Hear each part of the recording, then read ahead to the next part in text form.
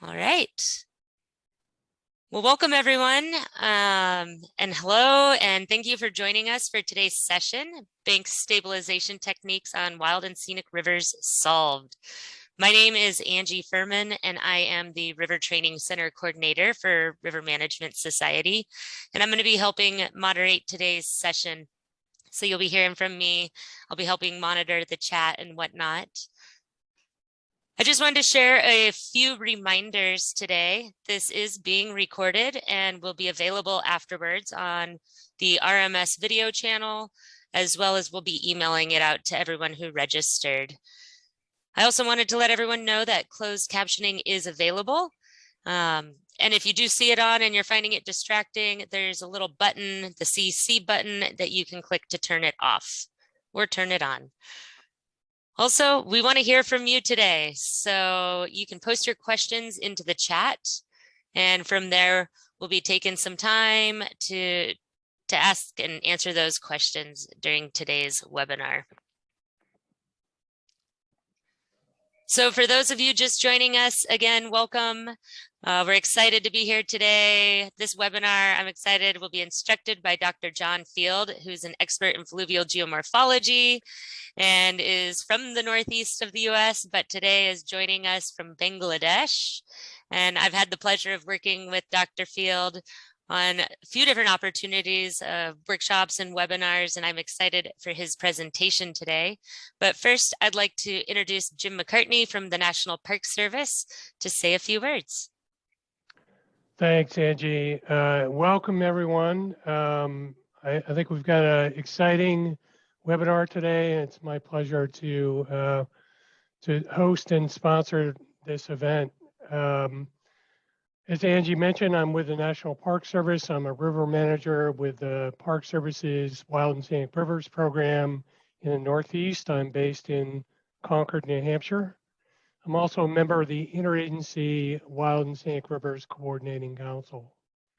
So we've got a great lineup today with Dr. John Field. I think everyone's going to learn a lot, myself included. Bank stabilization projects can be quite challenging, especially on wild and scenic rivers, which is why the National Park Service is sponsoring this event. And just by way of background, this webinar is part of a year-long effort by the Park Service and its partners to develop guidance for bank stabilization projects on wild and scenic and other rivers. Additional products will be available early this summer, including a guidebook with fact sheets describing bank stabilization techniques and best practices. And this webinar is intended to give river managers, landowners, and others a better understanding of river processes, including bank erosion, that will help them evaluate conditions at a given site. The webinar will also present methods for selecting effective stabilization techniques that are most consistent with wild and scenic river values. I really want to thank the River Management Society for hosting this event, providing a platform. It's going to work out well, I think. We're in great hands with Angie Furman, helping to moderate this session. Thank you, Angie. And I'd also like to thank Dr. John Field for instructing the webinar. Dr. John Field is president and founder of Field Geology Services. He trains teachers and agency personnel on techniques for assessing the stability and habitat conditions of rivers and streams. And Dr. Field has over 20 years of consulting experience, including geomorphic assessments on over 1,000 miles of rivers and streams worldwide to identify the causes of erosion, flooding, and habitat degradation. And the results of those assessments have informed the design and implementation of more than 40 miles of bank stabilization and stream restoration projects. The Park Service is fortunate to have retained Dr. Field to develop these guidance materials, including this webinar, and it's been a real privilege working with Dr. Field. I've had the pleasure of working with him on restoration projects here in the Northeast and other work that he's been engaged with. So without further ado, I'm going to turn things over to John.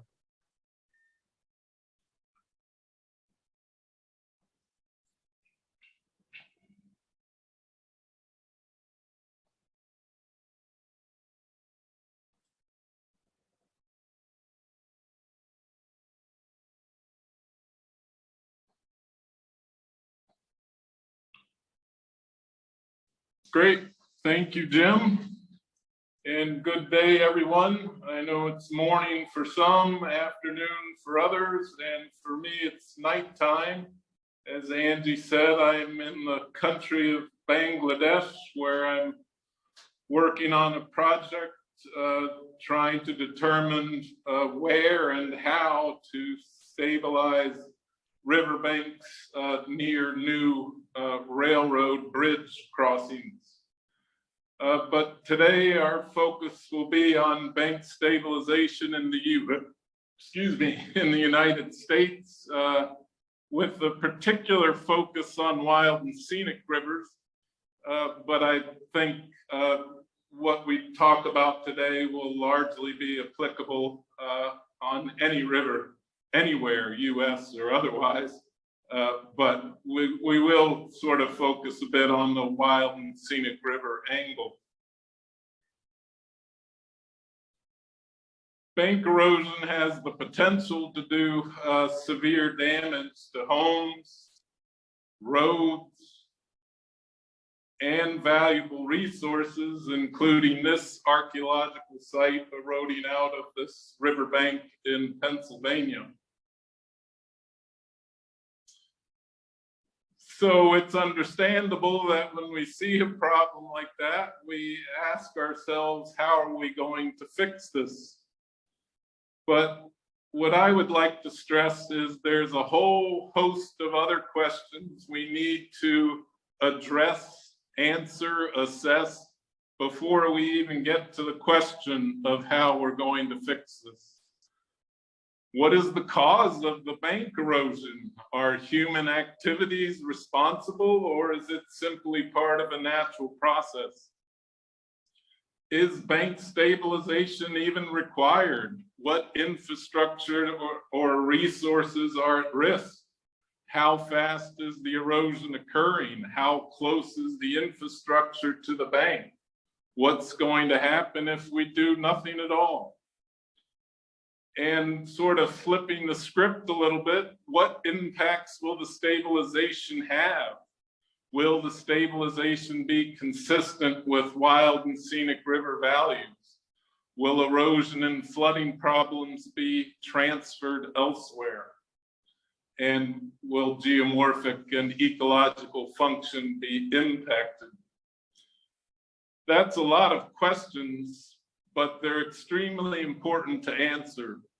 We don't want to do bank stabilization projects if what you do looks like this less than 3 months later. Even if your bank stabilization holds up during a large flood, is it really successful if you've caused more severe erosion downstream of the site? With headlines like this from around the country, do we want to do bank stabilization projects and flood control projects that speed the water up so there's no refuge during the flood for aquatic organisms living in and near the stream?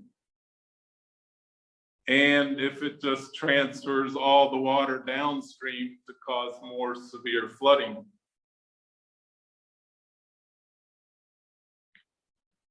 So while the tendency is to rush and do a bank stabilization project, oftentimes, at least in the past, with large rock revetments or riprap, we have to ask ourselves, are there better techniques we can use that will have less of an impact?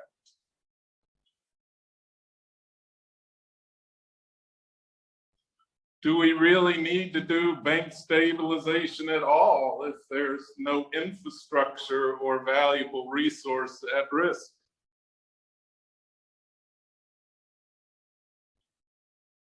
And will the bank stabilization process impact natural processes, erosion that inputs boulders and wood to a stream system that creates the flow complexity, the cover, the spawning gravels and substrate for fish and other organisms? What we need to realize is that erosion is a natural process, and this article explains that well, how erosion is part of the natural functioning of rivers and important for ecosystem health.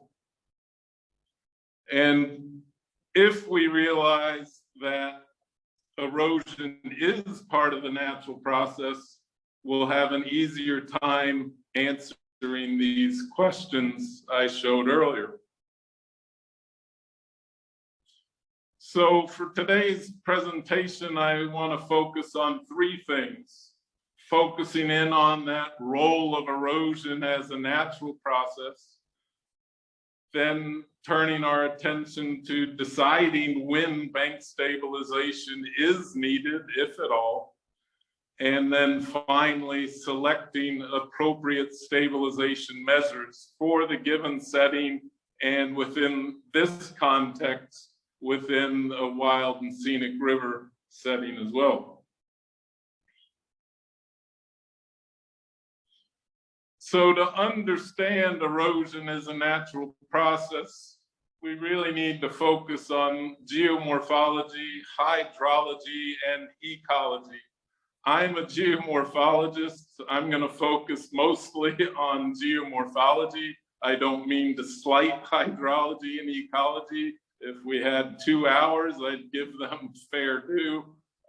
But I think the geomorphology element will really drive home the points I wish to make.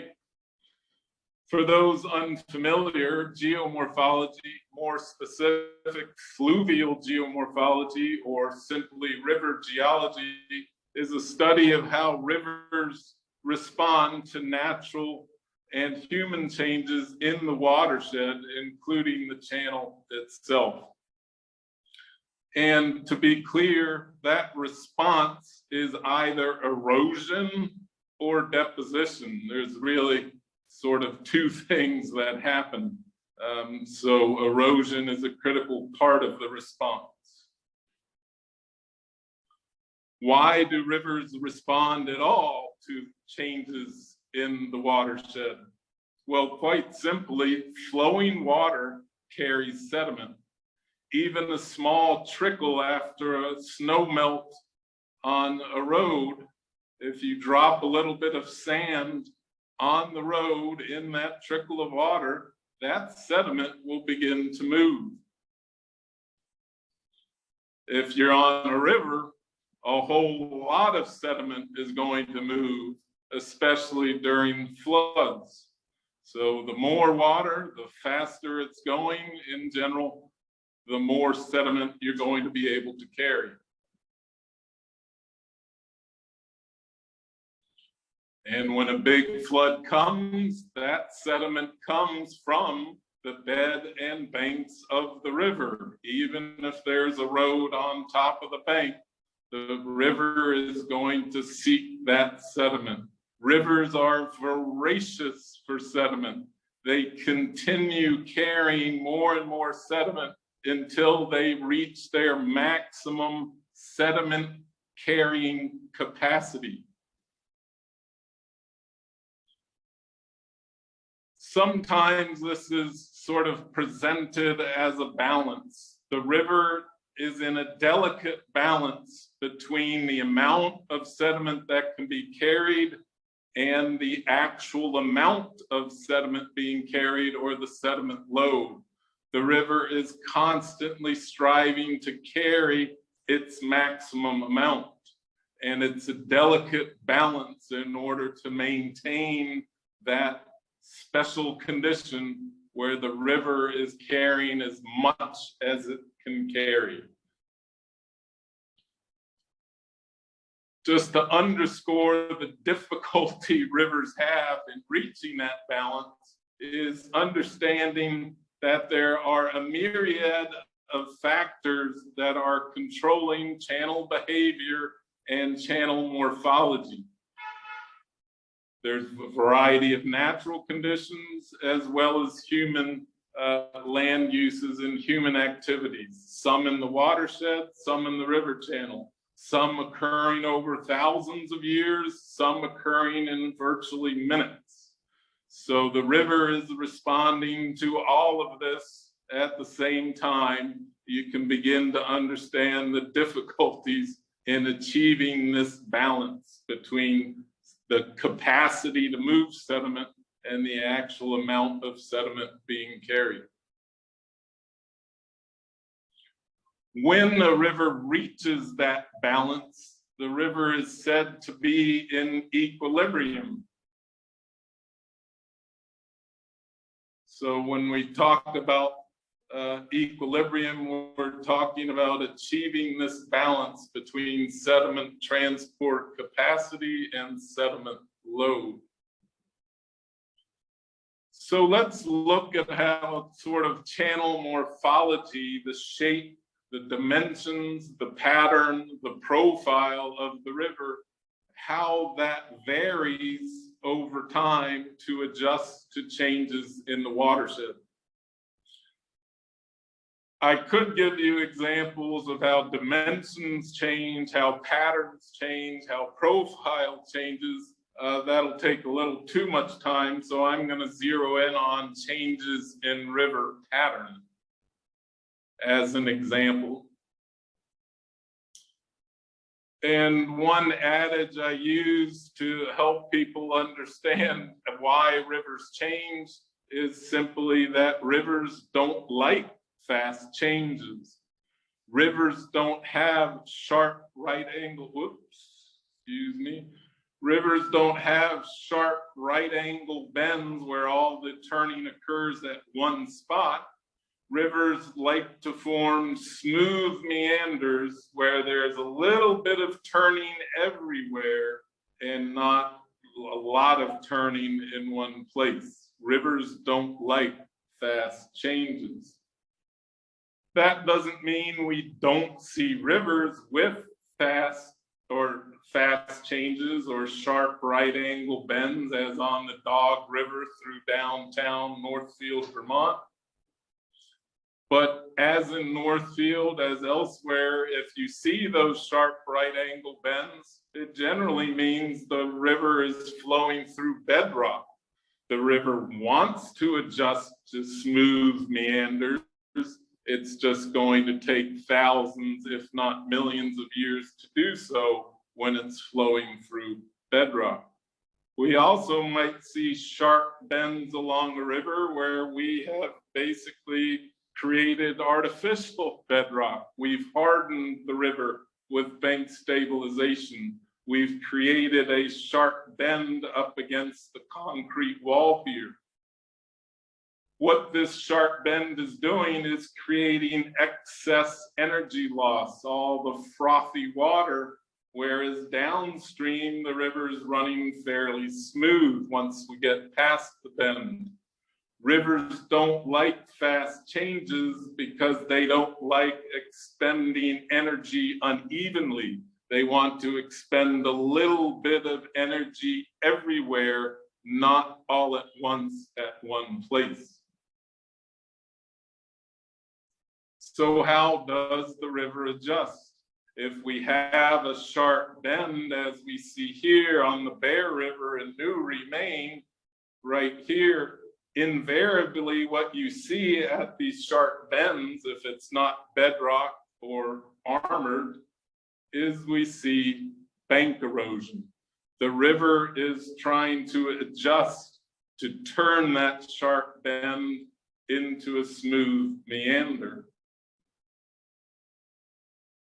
Now, in this case, this river has this sharp bend because the river has been artificially straightened by humans. You can actually see the old meander to the left of the sharp bend. That's sort of a vestige of its old self through the woods.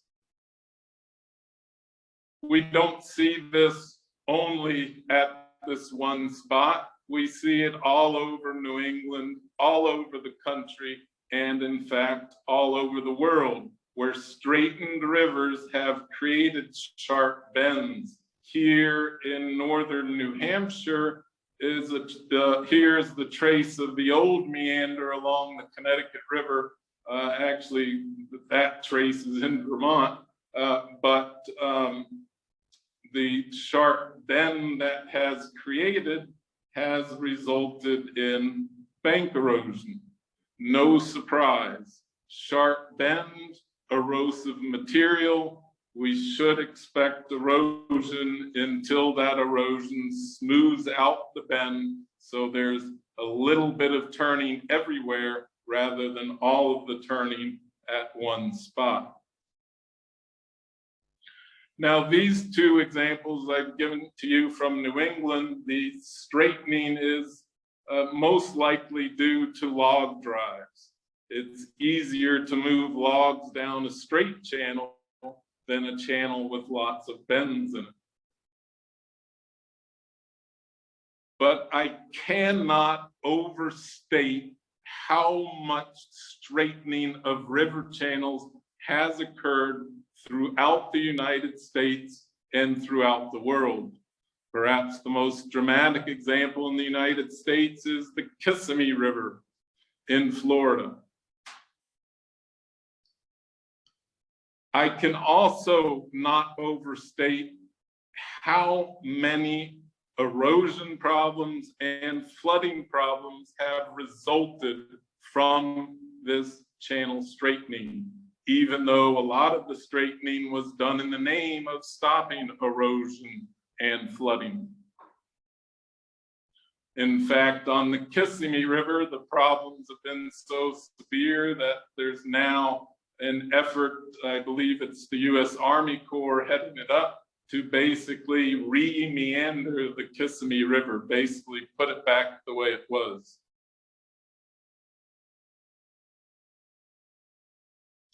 But why? Some of these straightened river channels look so idyllic. What could be the problem? Well, when you see a straight river channel like this, you should not be thinking how wonderful it is. You should be thinking, what problems are they causing? When I look at this, I ask, where is the sediment? There's no little bars of gravel. All that sediment is moving downstream. To be true, this is a different river, but it's same scenario, the downstream end of a straightened river channel. All of that gravel is accumulating much quicker than vegetation can take hold, so there's no shading over the river that has an ecological consequence. All of that gravel is filling in the river channel, pushing the river towards the opposite bank here.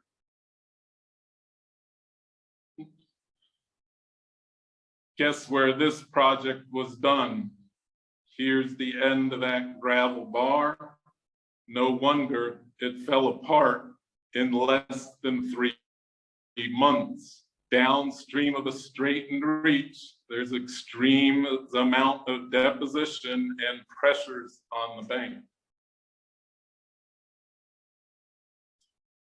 Straightened channels are also a potential hazard. Straightened channels are inherently unstable. Straightened channels tend to reform meanders when they become clogged with log jams. This log jam in the inset photo is right here on the aerial photograph. During a flood, the channel clogged with logs, the river jumped out of its banks and carved a new meander overnight, much to the surprise and fear of the homeowners that were 300 feet from the riverbank the night before and wake up in the morning with the river lapping up against their lawn.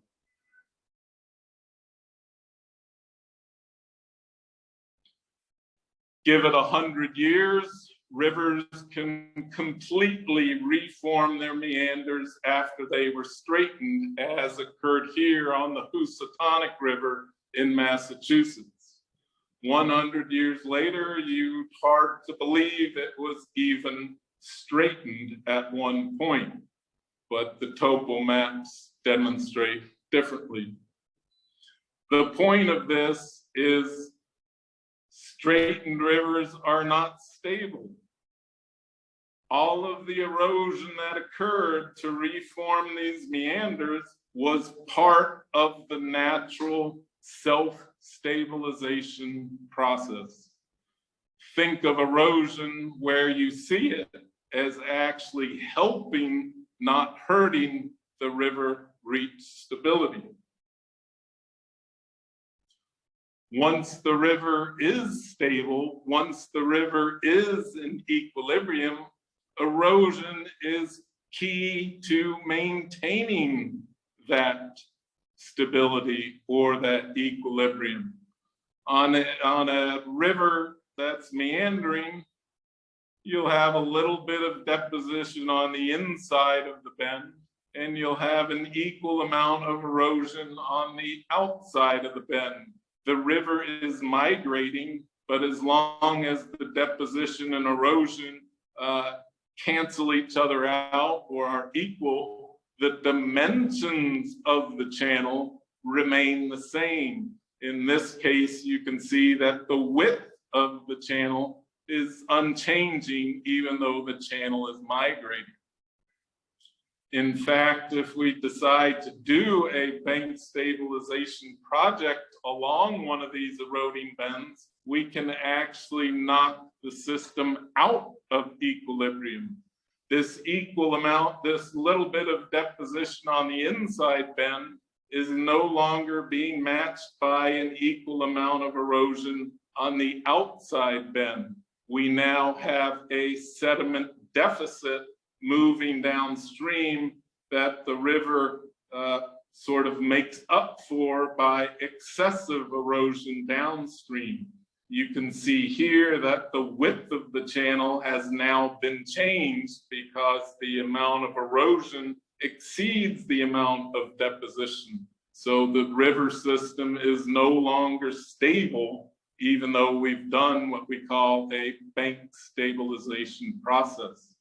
We need to realize that geomorphic stability is not the same as the staticness, the stopping, the freezing of the erosion in place. For those unfamiliar with geomorphology, this might be a lot to digest in 10 or 15 minutes, whatever it's been since I started. But I want to point out that this presentation tonight is sort of a culmination of a much larger project where we've developed a number of fact sheets, including geomorphology fact sheets that explain some basic concepts in geomorphology, including what fluvial geomorphology is, as well as discussing sort of what equilibrium is and what we mean by the minimization of change, or what we mean by rivers don't like fast changes. So all of these fact sheets about geomorphology, I believe there's 6 or 7 of them, whoops, sort of have a description, links to learning more, illustration of the issues, and a quick discussion on related concepts for which there are other fact sheets. But for today, if this is all brand new to you, even if it's not, there's 2 things to take home with you. Flowing water carries sediment. Very simple statement. but oh so important in understanding river responses. Hydrologists doing hydraulic models often forget about the sediment. Maybe they don't forget about it, but they don't include it in their models because it's such a complex process. Simple to state, but getting into the details, it's complex. But the reason I stress this and the reason I give you this simple statement is that you carry it with you, that you think about the sediment, even if it's hard to get into the details and to quantify, don't forget it's there. Second, rivers don't like fast changes. If you're trying to understand your erosion problems, if you're trying to understand why they occur where they do, you will often discover that the erosion is occurring where the fast changes are along the river. Hey, John, I do see a question. Yeah. This is great timing. Maybe you or Jim can speak to, Anna asked about getting links to those fact sheets, and maybe you or Jim can speak to when those fact sheets will be available. Oh, and I see Jim just posted a response in the chat, so we are all on the same page here. Yeah, and I thought I would open it up to sort of other questions through the chat room, specific to sort of the geomorphology. We can get into broader issues and questions at the end of the presentation, but if people have a few clarifying questions, now would be a good time to ask before we move on from the geomorph focus. And while you might be thinking of any questions you have, for those who might be calling in, I just want to let you know that the fact sheets and related guidance have yet to be published, but they anticipate the publication early this summer, and we will notify everyone when the materials are available.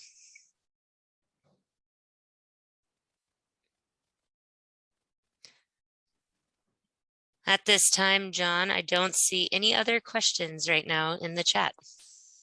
All right, I'll assume I was crystal clear, unlike a river, which is carrying sediment.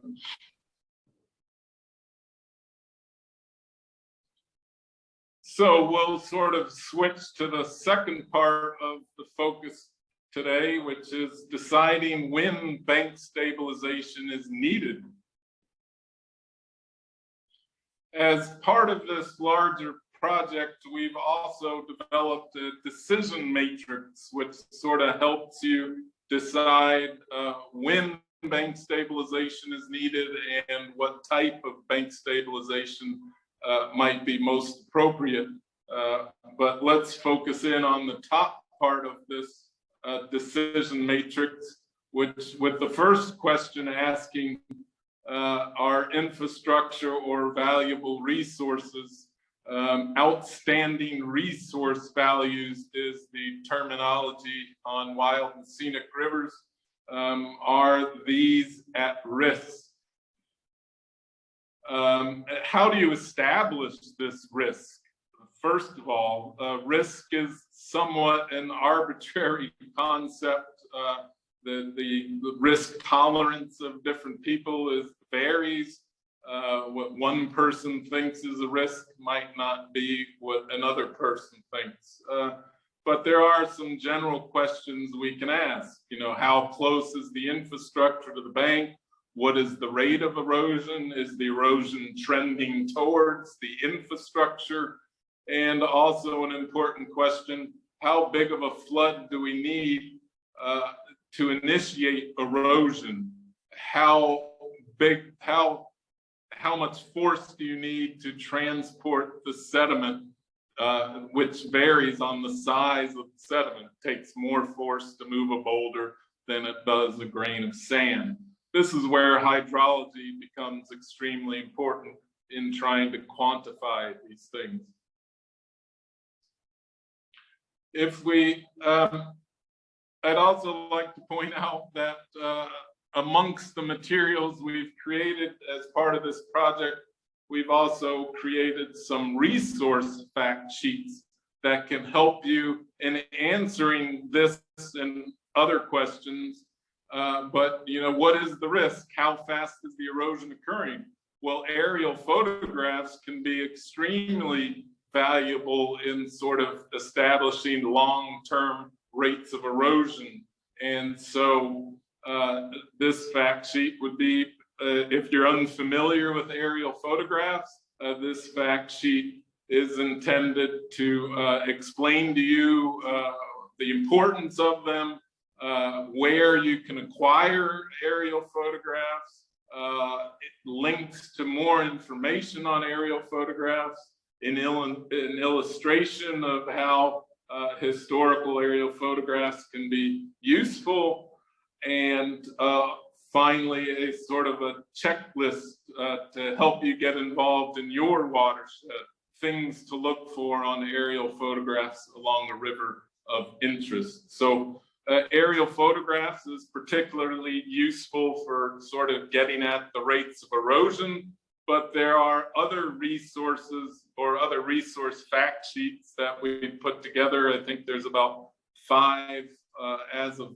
now, but we have aerial photographs, topographic maps, topographic surveying, mapping features of the river channel in the field, and things like this. So that could be a valuable resource to you in the future. All of these intended to help you make the decision of when bank stabilization is required and what would be the best technique to use if you have decided it is required. But you can see that if there is no infrastructure at risk, the recommendation is to do nothing. Why should we bother stabilizing the bank if there's no infrastructure or resource at risk? If we stabilize a riverbank, we run the risk of creating new problems, knocking the river out of a stable condition, transferring problems elsewhere.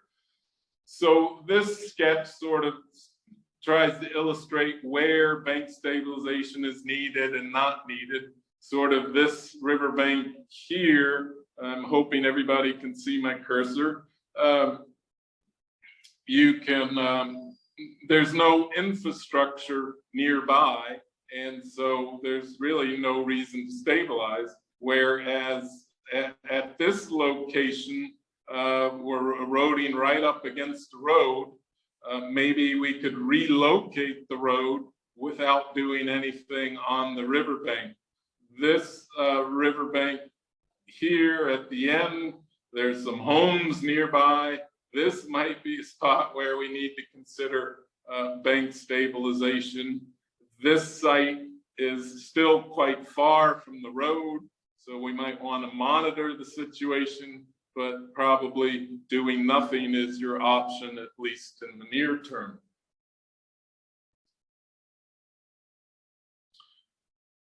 If you answered yes to the fact that there's infrastructure or resource values of interest nearby, then the next step in this decision matrix is to ask yourself, can off-site measures be taken to reduce the erosion? Or, as illustrated in the previous diagram, can we move the infrastructure out of the way?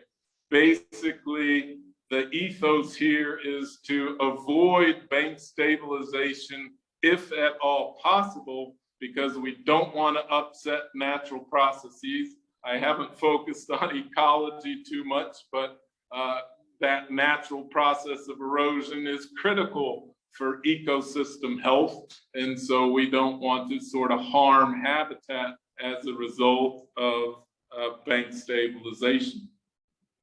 So what do I mean by off-site measures? These are activities that can occur away from the river we could probably lump all of these ideas into two categories. We can talk about stream restoration projects, and we can talk about simply land management or watershed management projects. These can help reduce the erosive forces at the site of interest without actually doing anything at the riverbank itself. This might take the form of removing a dam upstream, which is starving the river of sediment downstream where there's a lot of erosion that you're debating whether it needs to be stabilized. This might take the form of building log jams to push water into the opposite bank along a straightened river to encourage the reformation of meanders. There's no infrastructure at this site. A little bit of erosion here is not going to cause any harm. It actually might benefit downstream, because if we reform the meanders, we can slow the water down and reduce the erosive forces impinging on the site of interest.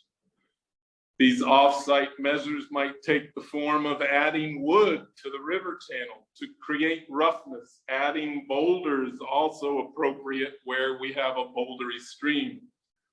This creates roughness, which also slows the river down before reaching this sort of erosion site of concern. This also might take the form of where we have berms or levees that are constricting the river channel, not allowing it to spread out on the floodplain, thus sending more sediment and water downstream to create erosion problems elsewhere, perhaps where you're considering doing a bank stabilization project. Well, an off-site measure might be to remove the berm and allow the river to spread out on its floodplain, thus reducing the amount and the force of water moving downstream. So these off-site measures are an excellent way of addressing erosion problems, but you need to understand that they're not going to be that these might not be a possibility everywhere. Even if they are technically a possibility, they might not be feasible for other issues like land ownership. And a big one might be cost. Some of these can be quite expensive, although watershed management, just deciding to leave wood in the river in forested areas in the upper watershed will cost you nothing and might help resolve erosion problems. But these tend to be bigger picture items. If you have lots of erosion downstream, it might be worthwhile really considering these, because you might not only resolve the problem at your site of interest, but perhaps elsewhere as well. So again, I'll sort of open it up to questions. That's sort of deciding where to do bank stabilization. I did see a question come in a little bit more related to the first section, but having to do with some of the straightening of channels. So Anna asked, what is the time difference of channels moving for different stream orders?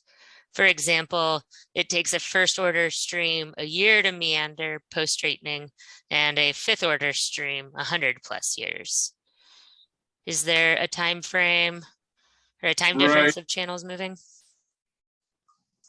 No, and I wouldn't relate it necessarily to stream order. I think the important aspects in terms of how long it takes a river to reform meanders has to do with bank material, easily erodible material. The meanders can form more easily, sand and silt, as opposed to sort of cobbles and boulders.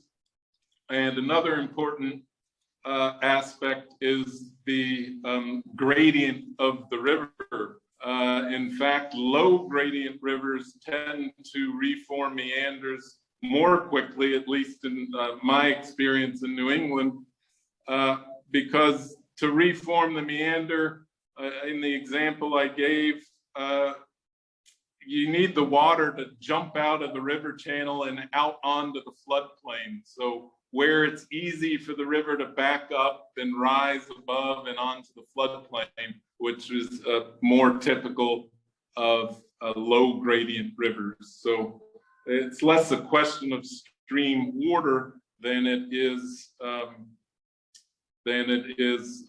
those factors.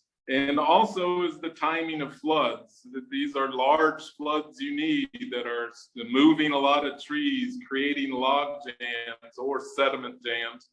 And so you need big floods. And so, you know, the two rivers might have the same propensity to reform meanders, but one might get a large flood 10 years after the straightening and the meanders reform, whereas another river doesn't get a large enough flood to do that for 100 years. So a lot of factors at play.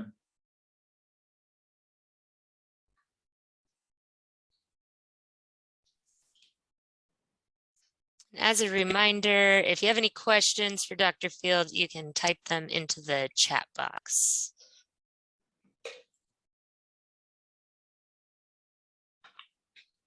Let's move on now, though.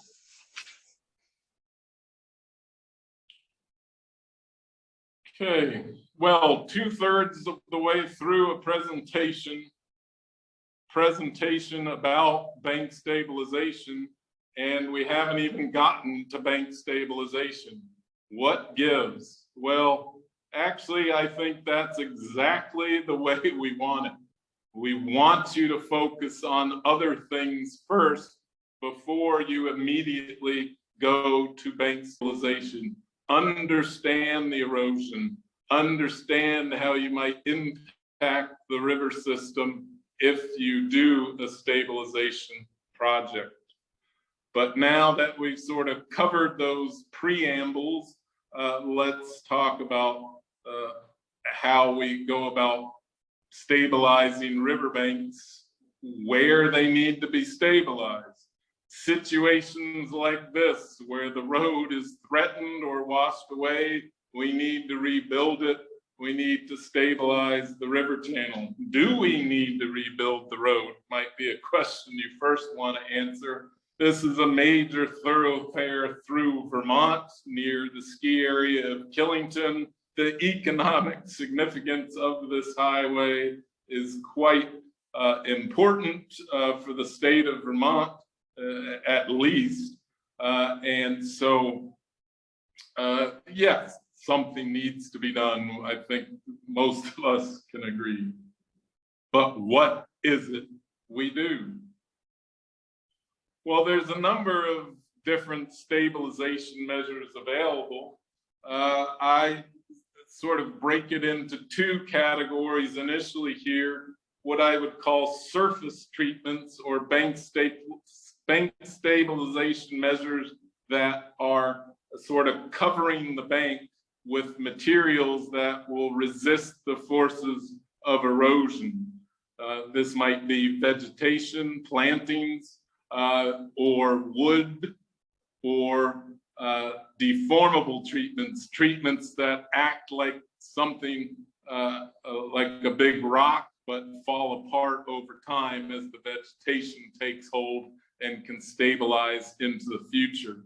And then there's sort of the hard armoring or the rock techniques or concrete techniques that could be used. Another category is the flow deflection techniques. These might be made out of wood, log jams, or rock or concrete structures like rock deflectors, groins, vanes, bendway weirs. They come under all different sorts of names.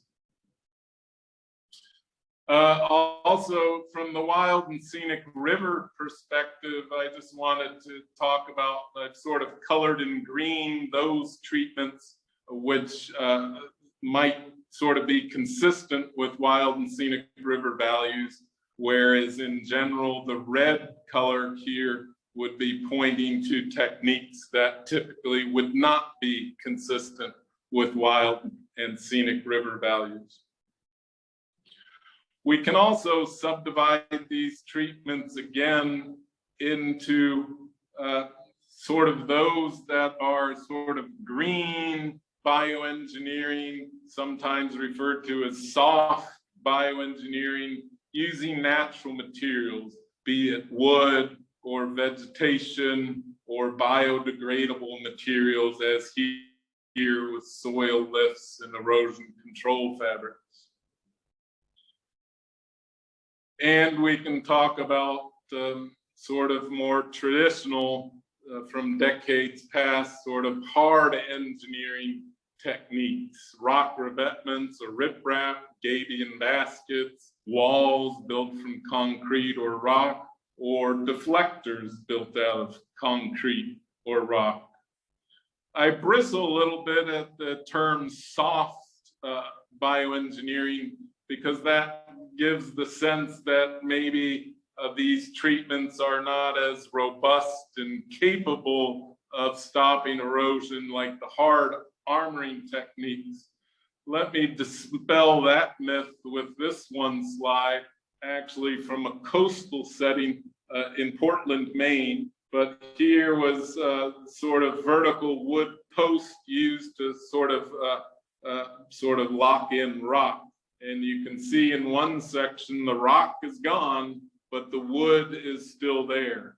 If we can anchor the wood strongly enough, it often behaves or sort of responds or perform, I guess is the word I'm looking for, performs better than rock, outperforms rock. So don't be fooled into thinking that rock is always going to be stronger and more resistant than what might sometimes be termed soft bioengineering. So that's why I try to avoid the term soft in this case. So the decision matrix, which I'm not going to go into detail here, but this will be part of the larger report, which will hopefully come out this summer, as Jim indicated.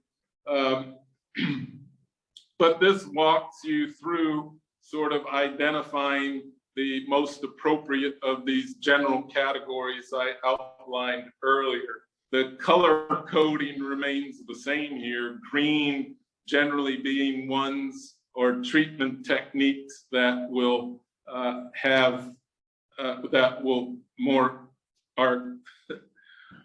are more closely associated with wild and scenic river values, whereas the red ones are less appropriate when we're talking about wild and scenic river systems.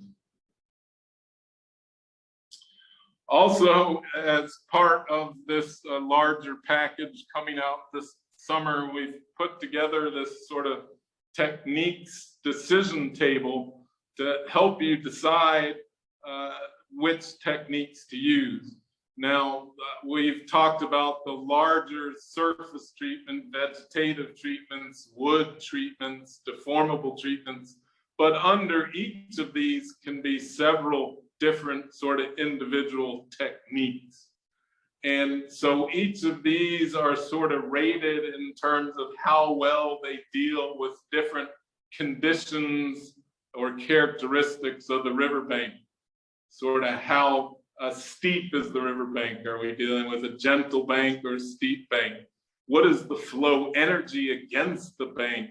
This specifically the bank toe, where the energy is generally the highest. Are we dealing with strong erosive forces, or are we dealing with lower erosive forces? And so the treatment you select will vary depending on the specific treatment. So I don't expect we're going to be able to go through each colored dot here. Might even be hard for you to see.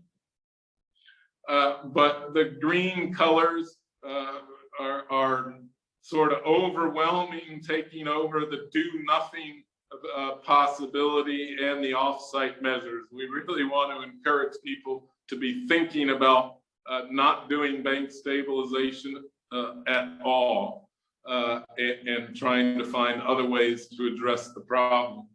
And so we see lots of green here. The other categories, the treatments are going to vary. The greens are indicating an appropriate treatment for the given condition.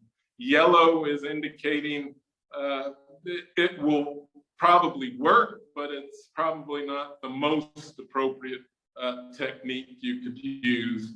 And red would indicate not really appropriate for the given setting. There might be exceptions, but generally you want to look at other options first. So this is not sort of the be all and end all. You're not going to make your final decision on how to stabilize the bank based on this chart, but it is going to help sort of frame the discussion, sort of help guide you to a certain set of conditions. But every river is going to have a different set of conditions. So you'll find that in all of these treatments, you'll see that there's never green all the way across. So it's hard to imagine that you're going to find a treatment that's perfect for all of the conditions listed. I will just point out the cost item here, especially the red color is not meant to discourage you from using that treatment if it's useful in all other measures. It's just sort of a warning light, like this one's going to be expensive.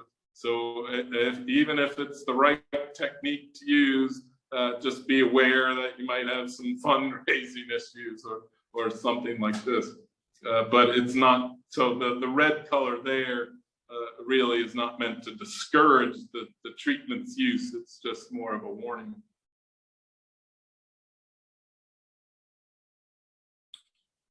Now, for all of these treatments, some 20 plus treatments, I think, we have developed a technique fact sheet, 2-page fact sheet, which illustrates the technique, describes the technique, sort of pastes in that table for that particular technique so you can see its appropriateness for all those conditions.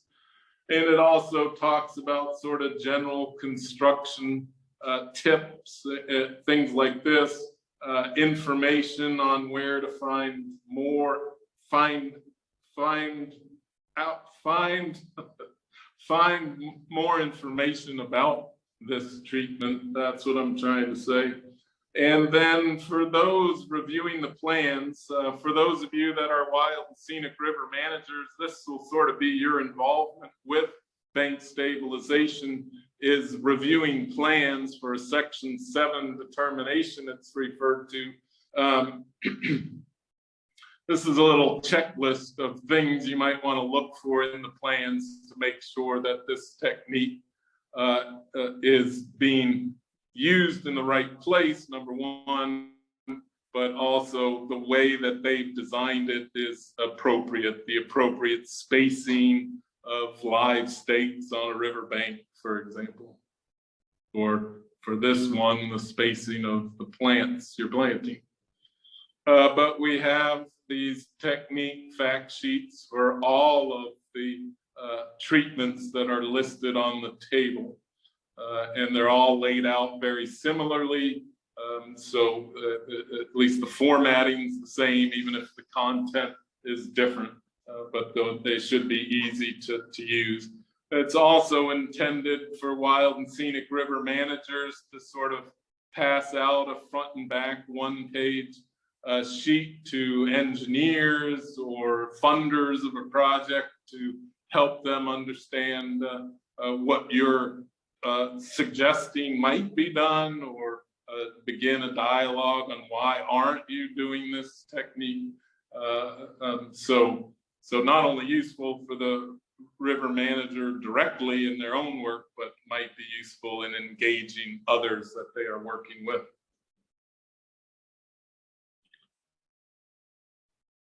So I'm not going to show you all 20, but just a few examples of what they look like. Again, might be hard for some of you to read. I guess Zoom presentations make these more readable than they would be if I was in a live audience in a large auditorium.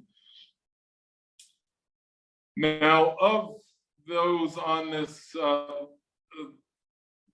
the columns here, these conditions, flow energy is perhaps one of the more important ones, whether you have high flow energy, moderate or low flow energy, whether the river's just gonna rip out the vegetation you've planted, for example, in a high energy situation.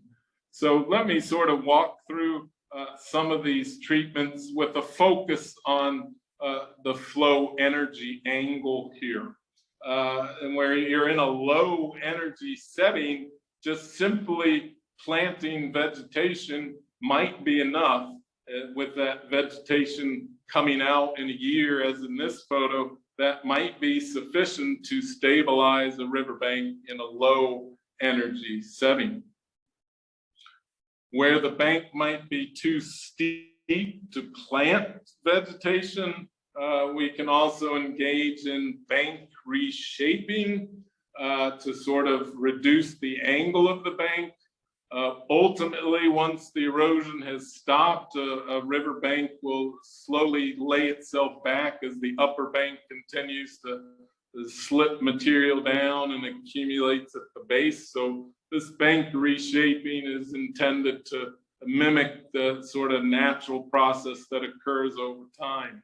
However, if the erosion is continuing and the bank, the lower bank continues to erode, then the upper bank will collapse and the bank reshaping really is not going to work. So you need to be really careful where and when you use bank reshaping, but it does allow vegetation to take hold quicker.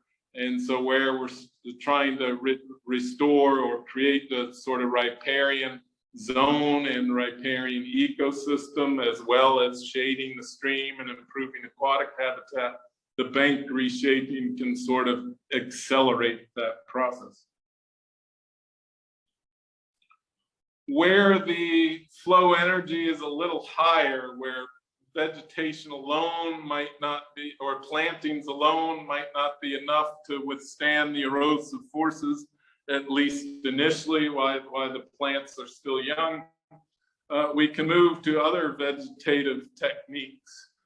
This one is sort of a brush mattress, where we're basically just laying branches on the bank. The branches sort of providing that protection for the soil underneath as the water comes flowing across the bank or along the bank. These brush mattresses can be useful in sort of moderate energy settings. And these brush mattresses can be held down with live stakes that will sprout and start to grow into trees ultimately. And so as the brush mattresses decay over time, these live stakes will begin to mature and provide the long-term stabilization. So the brush mattress is sort of providing a bridge in time, allowing the vegetation to become mature enough to hold the bank soils together and provide some sort of roughness and resistance at the surface of the bank as well. In this photograph, we can also see that the bank toe, where the flow velocities might be too high even for a brush mattress, they're using rock bags. This is a deformable treatment. This is very useful or very appropriate where the stream is rocky, as it is here, because as long as this bag is composed of a biodegradable material that will decay over 5 to 10 years, these cobbles within the bag might individually move during a large flood, but having them all tied up in a bag makes them act like a larger boulder, harder to move where the flow energies are sufficient to move something as large as a single cobble. And so these will decay over time, and the rocks will just fall into the river and look quite natural. But during that 5 to 10 year period, the vegetation will take hold and will be able to withstand the erosion on its own after the decay. So that's what we mean by deformable treatment, is something that will fall apart over time and then allow the bank to behave more naturally, a little bit of erosion everywhere rather than focused erosion at one spot where the vegetation has been removed off the bank, for example, might be one example of where you might have focused erosion. Now, where we have finer grained materials on the riverbed, rock bags might be less appropriate, but these fabric encapsulated soil lifts, they're called, basically soil wrapped in a biodegradable material. This material able to withstand moderate, perhaps even fairly strong erosive forces, at least initially. These will decay over time as well. But these will also be planted with live stakes. You can also put plants on the tops of these soil lifts. And so it's helping to hold the bank together while these plantings mature. Now, this is a rocky stream. The rock bags would have worked well here too, but that's sort of besides the point. I'd also like to note the upper bank here is being treated with erosion control fabric, hopefully biodegradable erosion control fabric.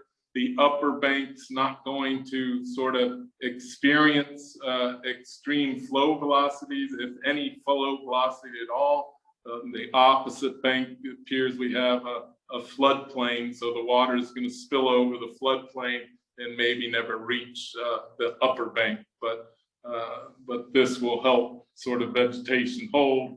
Will also prevent sort of runoff from the upper surface, sort of gullying the bank. So this and some of the other slides I've shown really illustrate the point I haven't made yet, which is there's not usually just a single technique you're going to use to stabilize a bank. You usually are going to pick a selection of treatments that work well together. Some might be appropriate for the lower bank where flow energies are high. Others might be more appropriate for the upper bank where they don't need to withstand such high flow velocities. They might also be cheaper. Sometimes there's no reason why you couldn't build the soil lift all the way to the top of the bank, but it might also be a bit of overkill and overspending. So please consider that these treatments aren't just one thing, but you want to think about how you're going to integrate multiple treatments. Then moving into the higher energy settings, this is where the log crib walls for a surface treatment might be appropriate, where we have vertical log piles driven into the bed of the channel to a depth that will prevent their removal during scour, at least we hope so. And then these logs sort of intertwine between the piles, pinched between piles. Here's a pile in the back.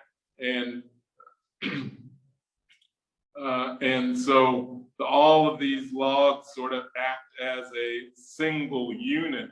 So you can begin to understand how log structures in many ways might be stronger than boulder structures, which or rock structures, which more or less will be only as strong as the weakest rock. Because if you can move one rock, then you might sort of unravel the whole thing. So having logs working together and interlocking in some ways is stronger. these logs will last 20 plus years. This particular photo is after 15 years of this particular project. And so we think about wood rotting and falling apart, but it takes time.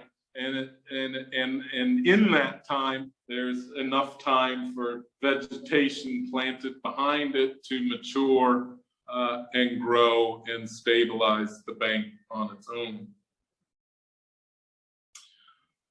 Other high energy settings, we can use log jams, which are a flow deflection technique. You really can't make out the individual jams per se, but you can see one here in the foreground, a space in between, and then the next log jam. And there's 6 or 7 along this bank here. And this is just pushing the water away from the bank out towards the center of the river.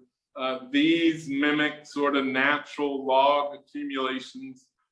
So they're perfectly appropriate for sort of wild and scenic river setting. They're not necessarily appropriate in narrower channels. We want to avoid impacting the opposite bank. This flow deflection really doesn't make its way across the river, but unless you stick the logs out too far or the river channel is particularly narrow. So generally, I would recommend using these where the river is wide and there's a large gravel bar or sandbar on the opposite bank. So the impacts will be to that sandbar, not necessarily the trees growing on the bank across the way.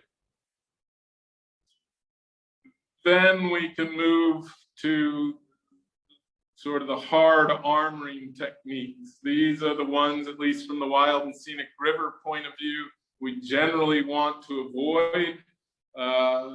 In nature, we rarely see a riverbank covered in rock like this, so it's not really natural. But perhaps more importantly, these types of hard armoring banks where we're not providing any opportunity for sediment erosion is where we see problems transferring downstream. We also, as compared to log jams, which have lots of nooks and crannies and undercuts and habitat along their length, these rock revetments tend to be rather sterile that way in terms of habitat. So there's other reasons why we generally would suggest staying away from these.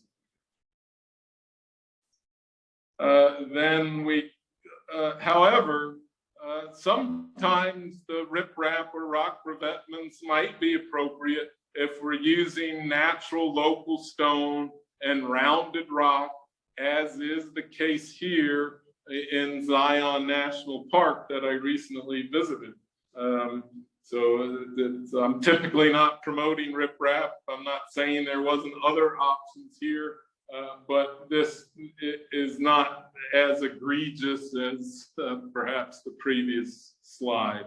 As long as it sort of blends in with the landscape, it's not quite as egregious or counter to wild and scenic river values, but we still might have some of the habitat issues and the geomorphic sort of transference of problems downstream. The log jams less so because, or even the log crib walls, we tend to have more roughness around them, sort of slowing the water down and sort of creating some of that energy loss at the site rather than transferring it downstream along sort of smooth line of rocks. And then finally, we have sort of a project here that's using both concrete deflectors and rock deflectors to sort of push water away, much like the log jams. There are details about how high these are, which way you want to angle them, upstream or downstream, depending on their height. That I'm not going to get into that tonight, but that will be sort of within those fact sheets for these various treatments, little tips like that. But these deflectors can capture sediment in between them, which is sort of helping to stabilize the riverbank. But rock deflectors, unlike log jams, rock deflectors really have no analog in nature. So these really are sort of in principle not consistent with wild and scenic river values. So anyway, that's the case. Having said that, however, I would like to point out that this treatment is how they fixed it. This is in fact the same site. This was the ultimate decision on how to fix this particular riverbank. So I'll finish tonight with the slide from Bangladesh. How do we fix this? A riverbank that is migrating at a rate of 100 feet per year. The sandbags didn't work too well, at least here. And so how do we fix this? I just throw that out there in a bit of an amusement and to sort of show you the landscape near where I am. But thank you very much. I hope you found this helpful, and happy to open things up for more questions and broader discussion. Thank you. Thanks, John. That was awesome. And as John mentioned, we do have some time for some questions here. So I see one came in from Tony asking, what about in places where vegetation grows very fast, like a few years? Can you use rock walls in those cases?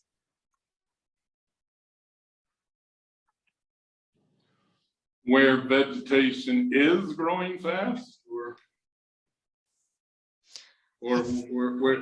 where it's growing slowly? I think where vegetation grows very fast.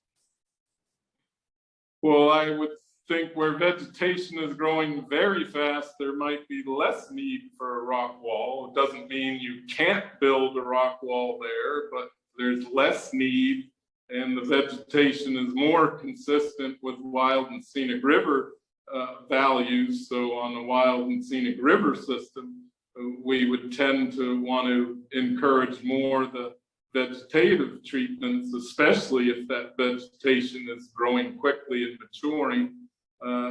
Maybe even for that couple of years, you want a sort of a deformable treatment, maybe a wall built out of the soil lifts or with rock bags, for example.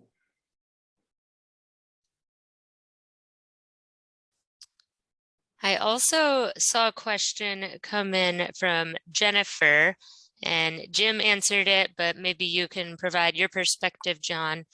Jennifer asked, what are your thoughts about GeoWeb products for shore protection and stabilization? GeoWeb, I'm not familiar with the, I guess it's like web-like fabrics or something, I'm assuming. Again, I would prefer to see biodegradable ones used. Staking these fabrics down is important. You should be using sort of wooden or compostable or decomposing stakes. Actually, I think they now make some out of like a hard, brittle starch-like products. So those are options too. But I've seen many situations where erosion control fabrics have been used and they're not staked down well. They're used in settings where the energy is too high. Even though the fabric itself might be able to withstand the energies, if they're not staked down properly, they can be ripped up, bunched up together. And so you can see like bunched up fabric even washing into the river itself, where it might take even longer to decompose. So That's my take. I don't know how Jim answered this. No, Jim, yeah, echoing what you said, he's talked about depends on site conditions, and it's better if it's manufactured from natural biodegradable materials. I see that Nick asked, what bioengineering options have you seen work the best around bridges? Around bridges, critical infrastructure, I'd be focused on probably some of the wood treatments, sort of log cribbing, deflectors, like log jams might be a bit trickier because you don't want sort of water going sideways at a bridge focused on a sort of mid-channel pier or something. So probably a surface treatment, log cribbing. If it's a really high energy setting, really a critical bridge, you might sort of fill in the cribbing with boulders behind it. So the river and the organisms in the river see sort of the wood, but the infrastructure might ultimately be protected by some boulders if in a worst case scenario. I'd just like to add to that briefly. This is Jim McCartney. A lot of times when we're looking at bridges, as John mentioned, it is critical infrastructure, and there is a need there can be a need to provide scour protection for the abutment itself. And a lot of times that scour protection may consist of large stone, even fractured stone. But a lot of times what we like to see is that scour protection ends up being depressed, so set at a lower elevation. It allows the natural bed materials to be placed over the top of the scour protection and allows natural transport of bed materials. Good point. I see another question came in from Kelly asking, what are some considerations for bank stabilization on braided channels that have a high rate of lateral migration? Are there bank stabilization techniques that are better suited for braided channel types? Good question. Braided channels, for those that don't know, are multi-thread channels. The channels tend to shift and migrate quite frequently. Actually, this project was done in a braided channel. The flow deflection sort of hard to say whether the project itself or whether the regular natural migration would have moved the channel away from here, but I guess we have to give credit for the project because shortly after the project was built, the river just sort of shifted out of the area. So braided channels with lots of gravel bars might be appropriate for these sort of flow deflection techniques, whether it's built with logs or rock.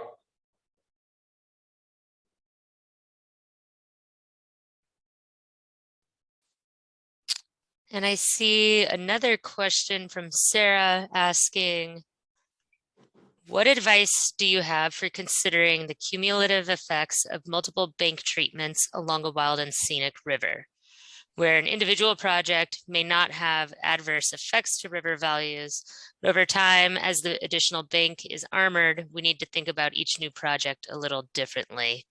And then Sarah gives a little context saying that she's specifically thinking about a dynamic, glacially fed river in the Pacific Northwest, where they have a state highway parallel to the river and nowhere feasible to relocate the highway. And they've been successful with log crib walls in certain locations, but new problem areas keep cropping up as the river moves towards the highway. So again, the question was, what advice do you have for considering the cumulative effects of multiple bank treatments along a wild and scenic river? Good question. Could be a braided river in Washington State. The fact that you're asking the question, I think, is perhaps the best answer, that you're aware of the potential problems, you're thinking about the potential problems, and so as you continue with additional stabilization treatments, you're thinking about how the next area might be impacted. Maybe the first few treatments you weren't thinking that way, but the fact that you are now thinking that way might make you more aware of what mitigation measures you might take. As you were reading the question, I was thinking, well, move the highway. That was immediately squashed as you continued reading, but I'd also look for other off-site measures. Flow deflection techniques may or may not work if it is a braided system and you can move the river sort of a long way away from the highway so that it's braiding away from the highway. That's another option. Maybe there's activities in the river channel, out in the river channel, that might help discourage the river from moving into the braids that are up against the riverbank. Again, I'm not aware of the specific site, so maybe it's not braided at all, but there could be other issues. Is the river levied and bermed on the opposite bank, so all the flow energy is working on the bank where the highway is? Is there opportunities for breaching or removing the levee to take some energy off of the riverbank by the highway? Or maybe there's old side channels that could be reactivated on the opposite bank, again, taking some energy. So from what I know, I would suggest off-site measures, and also just knowing the fact that you need to be thinking about the potential impacts is part of the solution. And it looks like we're almost out of time, but I think we have one last question here in the chat from Brian, saying, in an area where there's been bank reshaping that's been done, but not on the entire length of the area, and erosion is becoming worse in the areas where the reshaping has not occurred, would it be appropriate to use the soft engineering to start to strengthen up the area? And plants being done to the area. Right. Can you read that question one more time? Yes. So it's an area where there's been some bank reshaping done, but not on the entire length of the area. And erosion is becoming worse in the areas where the reshaping has not occurred. Would it be appropriate to use the soft engineering to start to strengthen up the area?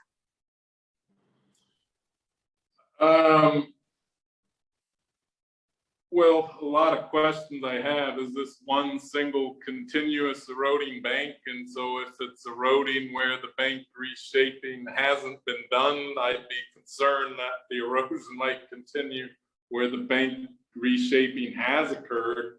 Bank reshaping by itself is not a technique, really. You need to pair bank reshaping with the vegetation planting at least. So assuming that the bank reshaping with the vegetation is holding, I'm not sure why you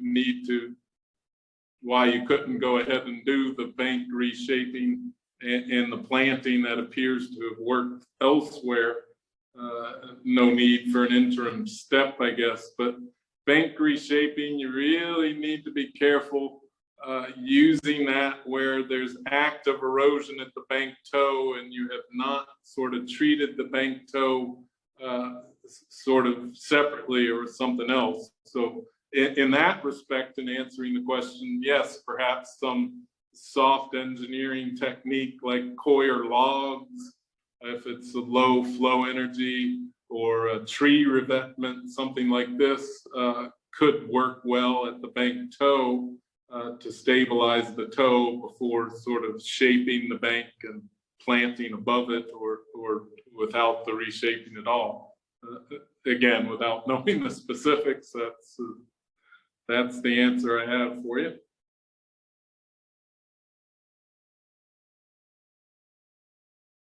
Awesome. Well, it looks like we've come to the end of our time, but I just want to thank everyone again for joining us today, and thank Dr. John Field for an awesome presentation, and remind everyone that stay tuned. We will be sending out more information. We'll be about the resources that will be coming out this summer. Also, you will be able to find this recording on the River Training channel on the RMS site. I will also be emailing it out to everyone who registered. And a couple other notes that I put into the chat is to check out some of the other events that RMS has coming up, including webinar, one next week on Section 7 and a broader NEPA analysis on Wednesday of next week. And then I also wanted to let everyone know that registration for the National Wilderness and Wild and Scenic Rivers Skills Institute is open, and I put a link to register. We've got some great sessions coming up over the course of 3 days on anything from myth busting the Wild and Scenic Rivers Act to river incident management, user capacity monitoring, strategies, water quality collection, and whatnot, all on Wild and Scenic Rivers. So encourage you to check that out. And with that being said, thank you all, and I hope you have a great rest of your Thursday afternoon or morning or evening, wherever you are. So thanks, everyone. Thanks everyone for joining. Feel free to email if you have questions or want to introduce yourself. I have no idea who was here, so please reach out to my email below.